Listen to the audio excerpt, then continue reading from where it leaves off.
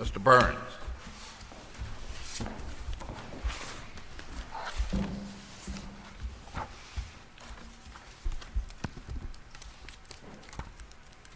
Good morning, Your Honors, and may it please the Court. I'm Thomas Burns, and I represent Mr. Howard.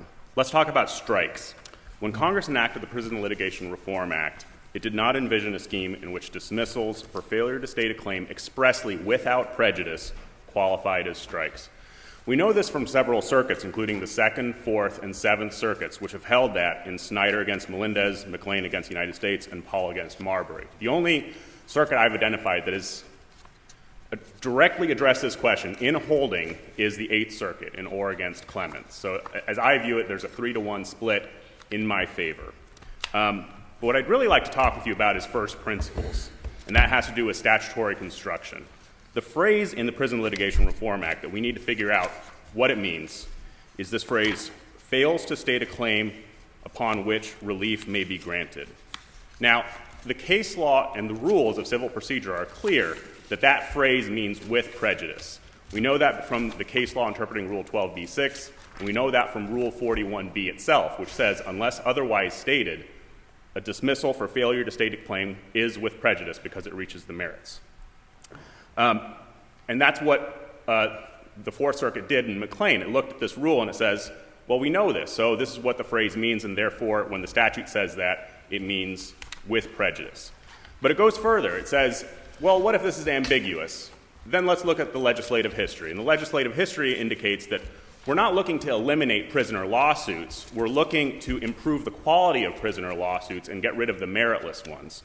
And so a rule that eliminates lawsuits that were dismissed without prejudice for failure to state a claim wouldn't advance that purpose. Are you saying that it should be that the cases in that category should be treated in the same way as cases that are dismissed for failure to state a claim for failing to follow court orders?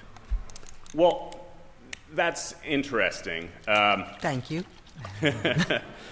That's an argument that I said was waived in the response brief. I said they didn't make this argument that it's being dismissed as malicious.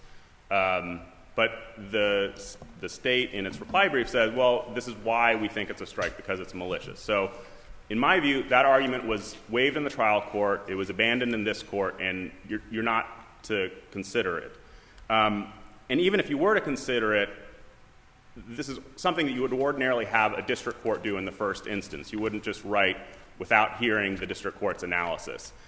But in this circumstance, if you were to address it on its merits, I think that would be wrong, because in this case that we're talking about, which is the dismissal in case 994, the prisoner says, oh, I didn't amend my complaint because I didn't get my mail. He says that in his, I think, motion for reconsideration or motion to amend the judgment after all of his lawsuit has been dismissed. And that's something that commonly happens in prisons. The mail systems are, I know this from my experience, the mail systems aren't very good, and so prisoners, I'm sorry. Is this the only case dismissed of the potential strikes? In this case, is this the only one that is dismissed without prejudice? No. Which is the other one that you are trying to have not counted? Let's see. Because it was without No, prejudice. I'm sorry, Your Honor. This is the only one that is without prejudice. So the circuit split that you're talking about is only applicable to this case? Case 994. Correct. And then What did 944? Case 994, and that's the one. I've got 944. Is it I may have had a typographical No, I've got error in my 994, brief. but I have apologize. 994. 994? Yes, Okay. I think it's the panel 994. majority goes in favor. There is an argument about this Orr against Clements case, which is part of the circuit split that pertains to the consolidated case, whether you count that as 2 strikes or 1. No, I understand that. But that's a different circuit split. Right. Or a different issue, rather. It's a different issue. Okay. So the circuit split is only applicable to this one case, 10994, and it's a split on dismissals for failure to state a claim as opposed to dismissals for failure to follow a court order. yes, that's how I view it. Okay. Correct. Okay, so what I'm asking you to do is to adopt this majority rule that I think has a sound textual basis in the statute and also sound policy reasons that are announced in the legislative history of the statute. Can I get you to talk about something that I think is a little bit harder for you, unfortunately? As I understand it, the consolidated cases, I mean, you're arguing those should count as one strike. Correct. In the trial court, and then the appeal of the consolidated cases is a second strike. You acknowledge both of those. Yes. The ones that we agree for sure between the parties is that case 1915 is at least one strike. That's the consolidated case.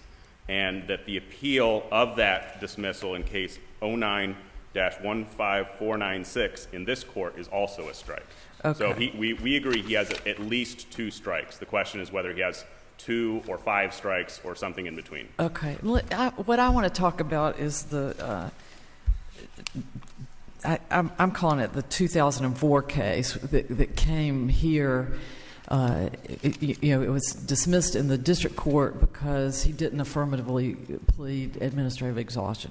So that's appeal number 06-10707. Couldn't have said it better myself. Okay. So it's here. One sentence, dismissed is frivolous by Judge Marcus, and you assume that it's characterizing it as frivolous on the same grounds that the district court did. Is that? Isn't that? Yes. My reading of that opinion is the case law in the 11th Circuit at that time said you had to plead exhaustion. He didn't do that. It's dismissed. He takes the appeal. This court looks at it and is like, "What's wrong with you? You didn't plead this, and our case law clearly says that. So your appeal is frivolous. We're dismissing it." Okay, so here's my question. It's a long setup for a question, but this is what I need you to help me with. What if, how do we know what Judge Marcus, why he thought it was frivolous? Maybe he considered it on the merits and said, well, that he foresaw what the Supreme Court was going to say about pleading administrative exhaustion is not, doesn't have to be pled by the inmate. So he went ahead and looked to the merits, and that was what he meant in that one sentence when he dismissed it as frivolous. Do you lose? I understand the question. I guess my first response is that wasn't raised, but that doesn't really help me. That's right. No, and that's one thing I was worried I don't about. know immediately the answer to that. I would assume that it was based on that initial reaction, because if I were the person who received that file, I'd be like, oh, this is easy. We have this case law, and it's we don't need to do that. So I don't think there was any cause to go beyond that initial pleading problem and address the merits. But whether you could infer something further, I don't know if our case law says that you can or cannot. I don't. Well, the district court didn't count that anyway. Correct. The district court didn't count that, but the question is, should this court continue to count it as a strike? Because that's what the prison is asking you to do here. So I'm sorry, I just don't. I don't know. Well, I think that the answer might not be good for you. I can see how it would not be good for me, but I don't. I just don't know. You think that's not in the case? My reading of that dismissal, the frivolity dismissal, this court's frivolity dismissal was just you didn't plead exhaustion, therefore it's frivolous. But I guess I suppose if you go further, I don't think the district court, after all this happened and the cases are consolidated and it's dismissed in case 1915, it's not dismissed as frivolous, it's dismissed for failure to state a claim. So I guess that would be quite the inference that we would be making, that Judge Marcus saw that this case was frivolous on the merits, because even the district court didn't find that after it had seen amended complaints and done a lot more work. It's, in terms of frequent filers, which we see around here, your client really isn't one of those. A lot of these suits are kind of growing out of that same issue. Right, and this is an interesting issue because the prison cites or against Clements, and it says, oh, this case is on all fours, and when you consolidate a case, it's still 2 cases, and you count that as 2 strikes. I see that case as very factually different. The first dismissal there, in or, was not a strike because it wasn't expressly without prejudice. So that's what we were talking about before, how this or is relevant to the second issue on this case. So I think it's factually distinguishable because of the first issue in the appeal as I briefed it. And then the second dismissal was definitely a strike in or because he reached the merits and he just said, you don't have a claim. But it's the factual difference is in most cases, and in or specifically, the reason the guy filed 2 complaints was the prisoner's fault. Like in or, he said, the district court said, you need to amend by this day. He didn't do that, and then he has to file a second complaint, and then both of them get dismissed. That's the prisoner's fault. He didn't file the amended complaint within the deadline. But here, it's not the prisoner's fault. The district court dismissed that first case based on law that was proven to be wrong in Jones against Bach, and when the Supreme Court says something, that's what the statute always has meant. And so, therefore, it was wrong at the time, and that's why this whole procedural rigmarole happened. It wasn't the prisoner's fault. Are you applying retroactivity principles then to decide whether it should now be viewed as frivolous, even though at the time the appeal was filed and decided the law did require the dismissal? No, I'm not. The prison cites this Strope against Cummings case, and first of all, thank you to the prison because I looked for that kind of case and I just couldn't find it, and that's important for the court to know that everything is here. Tell me why you think we shouldn't follow it. Yeah, I see that as different for a number of reasons. One of them is just a simple atmospheric point about the Tenth Circuit. They didn't appoint counsel there. They had the prisoner brief his appeal, and he didn't file a brief. So they were just sort of guessing. But the reason the retroactivity principle is not what I'm arguing is I'm making a textual argument based on what the Prison Litigation Reform Act actually says. The phrase is, was dismissed. So was the prison. I like mine better. But the phrase says, was dismissed on the basis that it is frivolous, malicious, or fails to state a claim. So I see there are 2 tenses there, and the fact that there are 2 tenses there controls, and this means that Congress envisioned the problem that we have in this appeal, which means that we should win. The retroactivity principle. You're giving Congress a lot of credit here. Of course, as we should. But the retroactivity principle I understand as concerning criminal law, and it's primarily to deal with habeas cases. So we always have this question when the Supreme Court decides some watershed criminal case, what do we do with all these habeas petitions? And so there's this question like, is it retroactive or not? And then how do we decide those habeas petitions? Sure.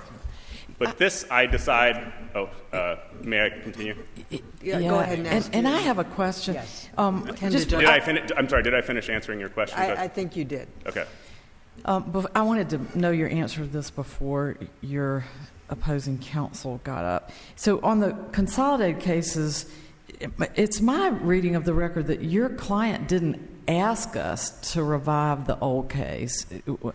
He did not ask anybody to. It was the district judge who did that. And that's just that in and of itself is an interesting procedural outcome.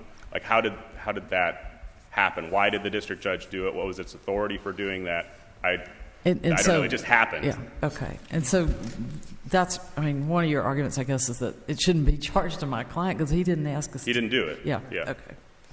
Got it. Right. You saved for about time. Okay. Thank you. Mr. Neff.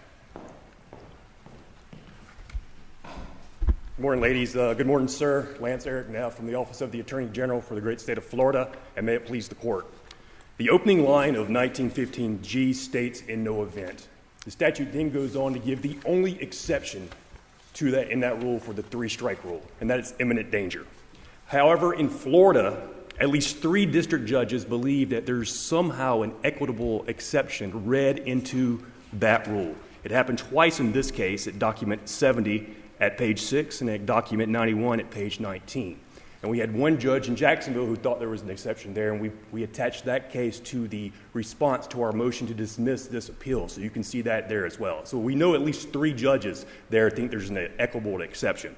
I would ask this court, regardless of what they do in this case today, to be more explicit than the Supreme Court was in Tollefson and say there is no equitable exception in the plain language of this rule, and tell the court, the district courts who think otherwise in the state of Florida, please follow the rule and follow the guidance of the plain language of a co-equal branch of government. From that said, I would like to talk about the 5 strikes that we believe are our strikes, or the 5 cases that we believe are strikes. May I ask you to focus first on the question of the change in the law and the effect of that on the frivolity finding or frivolousness finding, and they address specifically the language of the statute that deals with the tense changes that opposing counsel referenced. I mean, the question is whether the case was dismissed on the grounds that it is frivolous, but it is frivolous no longer. Yes, ma'am. And I believe my esteemed colleague here, Mr. Burns, cites to a case from this court that says that once the law is changed, that's what it's always meant. But that was a criminal. First of all, that was a concurring opinion and a dissenting opinion by Judge Martin here. It was not the main opinion of that case, which was Bryant v. Warden. And it was also discussing a criminal statute, not a civil statute. The discussion of retroactivity in a civil statute has been done by the Supreme Court in Harper v. Virginia versus Department of Taxation, which can be found at 509-86 at page 97. And what it says is that when a court applies a rule of federal law to the parties before it, that rule is controlling interpretation of federal law and must be given full retroactive effect, and all cases still open on direct If I was review. the court reporter, I'd tell you to slow down. Yes, ma'am. Thank you. I'm sorry. So that case, which we're talking about here, which was 06-10707, it was not still open. It was not still on direct review when the new rule came out in Jones v. Bach. Thus, it does not change the fact that it's still frivolous. It's still a strike. Is there an analogy here to a Heck v. Howard kind of situation in which if there's an underlying conviction and the law has changed in a way that might make that underlying conviction improper for some reason, but there has been no action taken by the convicted defendant to have it set aside or expunged, and instead he brings a 1983 claim based on that. Yes, Would the ma'am. court have jurisdiction to consider that claim until if it still stood as a conviction, even if the law had changed in the interim? I believe that unless the inmate had come to this court and asked the court to rescind its previous decision that this was frivolous, then it stands. Otherwise, you're reading an equitable exception into the rule that's just not there. He has to follow the rules, and this court has stated even pro se folks have to follow the rules of procedure. They must. So he do could that. have brought a 60B argument, maybe? Something like that, yes, ma'am. And saying, please, if the law's changed, please reconsider your previous dismissal as frivolous. 60B6. But, 60B6. yes, sir. Yes, sir. And I'd also like to discuss the point that that Judge Martin brought up regarding it was dismissed as frivolous. What do we know what Judge Marcus was doing? When it came back to this court, it was also dismissed as frivolous. The exact same case. So maybe Judge Marcus was actually thinking he wasn't looking just at the exhaustion issue. He looked at the entire file. Said, But we no, don't this is know. frivolous. We simply don't We know. just don't Yes, ma'am. We simply don't know.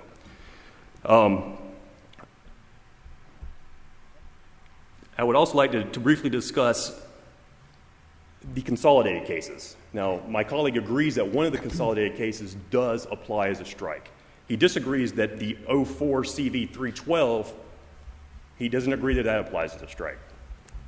It's kind of a harsh result, isn't it? I mean, he didn't ask us to revive it. I mean, the district court, the court does that on its own, and we're going to charge him a strike for that? I mean, It was a different case.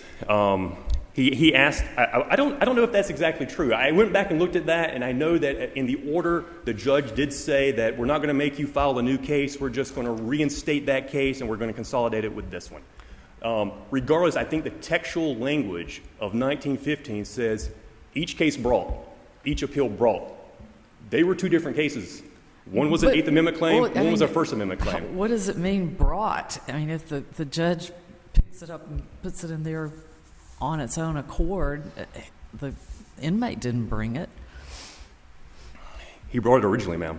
Which is why it was a different. So you count it twice. I mean, I understand your argument. And again, ma'am, I understand the thinking that it may be unfair, but there is no equitable exception in this rule. I'm not. I mean, the statute doesn't require us to count it twice, does it? I believe it does. I believe Section 1915G requires it because it says each case brought, each appeal brought. It was brought two different times. A case is consolidated. You read the statute to expressly require us to count both? Yes. When something's consolidated, they travel under a single roof, but they are still separate cases. And I believe that regardless. Well, in theory, the court could order them to put them in one complaint. That's very well. No, and then there'd be one case. Yes, sir. And what the inmate could have done, he could have said, instead of how much time are we going to spend reconstructing all these things is what I'm concerned about. Well, that is a fair point, Your Honor. And what the inmate could have done is said, go and try to reopen the first case, and then bring everything. Presumably, when the judge consolidated them, he understood the three strikes problem and the act, and he essentially put them in one complaint. Well, he still let them travel as separate cases, though. I understand he did. He did, Your Honor. Well, a lot of times we have consolidated appeals, and they're really one case. Well, consider you follow me? We write an opinion in one and it disposes of the other one because they're all the same. Yes, sir, and I understand. But consider this hypothetical. An inmate brings a First Amendment claim on same set of operative facts, one set of operative facts. Brings a second case on an Eighth Amendment claim under different operative facts, and so on and so forth. Under my colleague's theory here, he could only ever be given one strike because they're under the same operative facts, regardless of how many cases he brings to the court. That would be something that Congress did not allow. If all of those things were frivolous or they were dismissed for failure to state of claim, they should each get a separate strike. That's obvious. Okay, so humor me for a moment. Yes, and ma'am. I'm not ruling, and I'm not telegraphing anything, but do the arithmetic for me. Mm-hmm. Let's assume we conclude, for the purpose of just this arithmetic exercise, that this should only be counted as one strike, the consolidated cases, not two. What's the effect given the number of given the appeals on the calculation? You argue for a total of 6 strikes, I believe. Five strikes. Yes, and if you discount or uncount one of the strikes that are included in the consolidated cases, what do you get when you carry that ripple effect through? How many fewer are you left with? That would still only take away one, because I believe there's the original appeal, which is not changed by retroactivity. But there's also the appeal, There's the latter appeal, which counts as a strike, yes, ma'am. So there's two. There's no one that's disputing that there's 2 strikes here. Okay. The question is whether any of the other 3 cases are a strike. Well, I understand that. So my question on the effect of not counting double, if you will, for the consolidated cases is what? How many strikes do you lose from your total of 5? I believe you'd only lose 1, Your Okay. Honor. You'd only lose 1. All right. I just wanted to make sure that I was understanding Yes, it ma'am. properly. And then briefly, I will talk about the dismissal without prejudice in 10994. I believe this court has already determined in Rivera v. Allen that such a dismissal without prejudice would be a strike. And you can look at page 731 of that opinion where this court specifically said that a dismissal without prejudice could count as a strike. I know that my colleague here cites an opinion that says that if a judgment is not entered in a case, then it's still open. Well, he cited a case from 2001, and that was prior to the 2002 amendments to the Federal Rules of Civil Procedure, which included in 58C2B an amendment which took care of that situation. When something's dismissed and there's no later judgment entered, Now, as since 2002, 150 days after that, it becomes a final judgment regardless of what the court does. So that case should also count as a strike in our opinion, regardless of whether judgment was ever entered in that case. Even if it was dismissed for failure to follow a court order? Yes, and that would be an abuse of the judicial process, which I believe in Rivera this court has stated would be a strike, even if it's without prejudice. Yes, ma'am. Yes, ma'am. In my final 4 minutes, I want to briefly state also why the officers should have been granted qualified immunity. Now, in this case, on the merits, an inmate argued that he had moderate chest pain after he had been ordered to clean the showers. He did not make any other assertions, not that his left arm was hurting, not that he was sweating, not that he was, not that his was short of breath or anything else. He had a 16-page complaint and a 57-page appendix to his complaint. And when in those documents, he never states anything else other than very moderate chest pain. He doesn't state that this very moderate chest pain resulted in any injury whatsoever. And perhaps most damning to his case is that in the attached notice of claim, he stated he filed with the state so that he could pursue a tort claim, which is in the appendix to the complaint at document 1-1 at 4647. He says absolutely nothing about injury. Also in the attachments to the complaint, in the numerous grievances that he attaches to them, he says nothing about injury, nothing whatsoever. Now, prison guards in the state of Florida are outnumbered by prisoners 20-1. These prison guards spend 12 hours a day with these prisoners. Many of these prison guards spend more time with these prisoners than they spend with their own families. That being said, they know the prisoners. When someone makes an allegation of injury, without any outward manifestation whatsoever of any sort of actual ailment, the guards who know these prisoners should have the discretion to say, not right now, not right now. Not unless they're falling on the ground, not unless they're holding their arm, not unless there's something more than just saying, I have chest pain, moderate chest pain. Because if you allow an inmate to state a claim by merely stating moderate chest pain without any observable identification of anything else, the inmates will be running the prison. Because all they'll have to state a constitutional claim is, oh, I have moderate chest pain, not be showing any other signs of anything else. And then they'll have to be taken to immediately, the guards will have to stop what they're doing, being taken immediately to the medical folks. Otherwise, they get a constitutional claim against them. That simply cannot be the law, because that would allow the inmates to run the institutions. Just can't be done. Thank you very much for your time. Unless you have any other questions, that's all I have. Mr. Burns.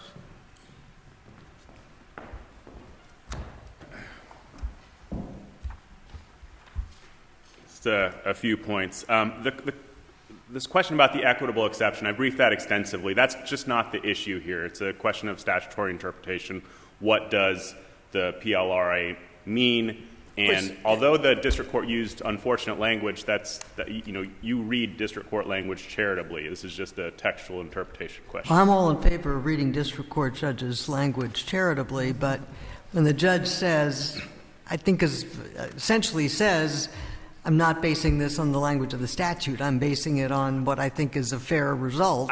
I don't think that's a fair... That's not a little troubling? I don't think that's a fair reading of what the district court said. I think the district court said, it doesn't seem fair to me to read this as a strike.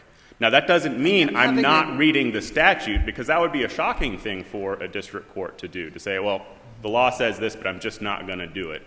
I don't think what the district court was saying. The district court was saying, as a policy matter, I don't think this falls within the statute. That's what she meant to say, and that's how I think you should read it. There's this question about the appeal, this 06 appeal that was dismissed as frivolous, and then there was Jones against Bach, and now what do we do with that?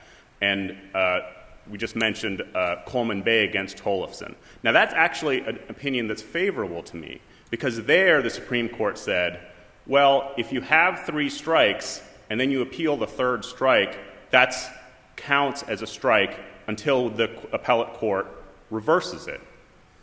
So you can have something that is a strike and then isn't a strike.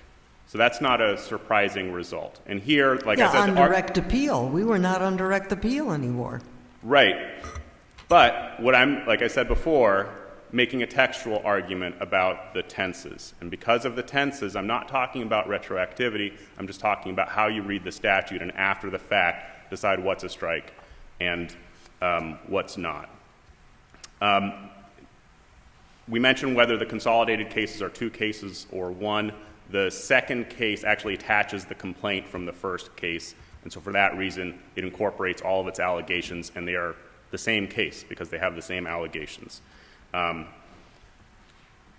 994 case and the judgment issue, opposing counsel is correct, there is the 2002 amendment, but that doesn't address the without prejudice language of the order, and so we don't know until we resolve the circuit split whether that counts as a strike or not. And then finally, as to qualified immunity, it's just premature to resolve on this record whether there was qualified immunity until the prisoner has had a chance to amend his complaint. Certainly he didn't state a claim here, but if he had the opportunity to amend, he might be able to, and as I indicated in my reply brief, I don't think there would be qualified immunity from that kind of amended complaint. Unless you have further I think questions. your time's up. Okay, thank you. You were court appointed, and we appreciate your All having right, taken thank you for the the case. opportunity. Thank you.